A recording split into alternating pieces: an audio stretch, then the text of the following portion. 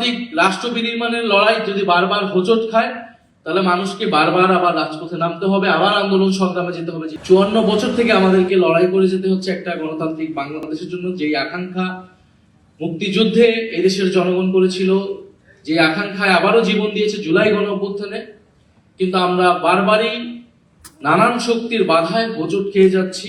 আমরা দেখেছিলাম মুক্তিযুদ্ধের পরে যে গণতন্ত্র প্রতিষ্ঠার কথা ছিল, সেই গণতন্ত্র স্বপ্নকে, সেই আকাঙ্ক্ষাকে কবর রচনা করে বাকশাল প্রতিষ্ঠা করেছিল তৎকালীন সরকার শেখ মুজিবুর রহমান। এবং পরবর্তীতে আমরা 16 বছরেও এই একই জিনিস দেখলাম। বিএনপি বহুদলীয় গণতন্ত্রের কথা বলে, কিন্তু আমরা এবারে দেখলাম যে 2026 সালের নির্বাচনের মধ্য দিয়ে তারা এসে গণতান্ত্রিক রাষ্ট্র বিনির্মাণের যে স্বপ্ন, যে আকাঙ্ক্ষা, যে প্রতিশ্রুতি, যে সবকিছুর সাথেই তারা আবার প্রতারণা করছে। এবং আমরা এবার খুবই স্পেসিফিক কয়েকটা সংস্কার নিয়ে কিন্তু অন্তর্বর্তী সরকারের সঙ্গে আমরা ঐক্যমত হয়েছিলাম, আলোচনা করেছিলাম। আমরা বলেছিলাম যে একটা উচ্চকক্ষ লাগবে। উচ্চকক্ষ কেন লাগবে?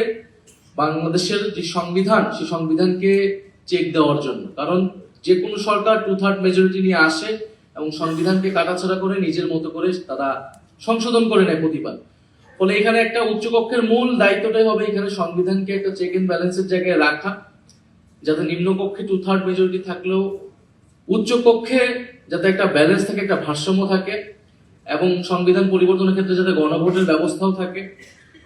এবং সে উচ্চকক্ষকে আমরা বলেছি ভোটের অনুপাতে করতে হবে, কারণ আসনের অনুপাতে করলে সে উচ্চকক্ষের আসলে কোনো গুরুত্ব নাই, সেটা কেবলই অলংকারিক হবে।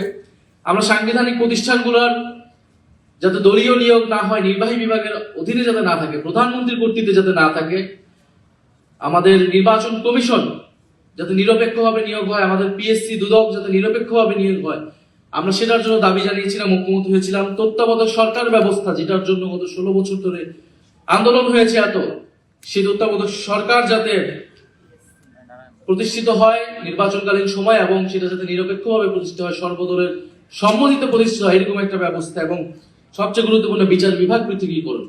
এই কয়েকটি মৌলিক সংস্কারের কথা আমরা বলেছি, যাতে বাংলাদেশের গণতান্ত্রিক, এই কয়টা হলেই যে গণতান্ত্রিক রাষ্ট্র প্রতিষ্ঠা হবে এরকমটা না।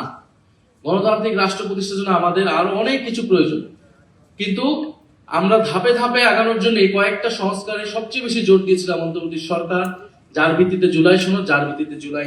গণতান্ত্রিক রাষ্ট্র বিনির্মাণের লড়াই যদি বারবার হোঁচট খায়, তাহলে মানুষকে বারবার আবার রাজপথে নামতে হবে, আবার আন্দোলন সংগ্রামে যেতে হবে, যেটা আমরা চাই না। আমরা চাই দেশের স্থিতিশীলতার স্বার্থেই এই গণতান্ত্রিক সংস্কারগুলো করে আমরা সামনের দিকে আগাতে চাই।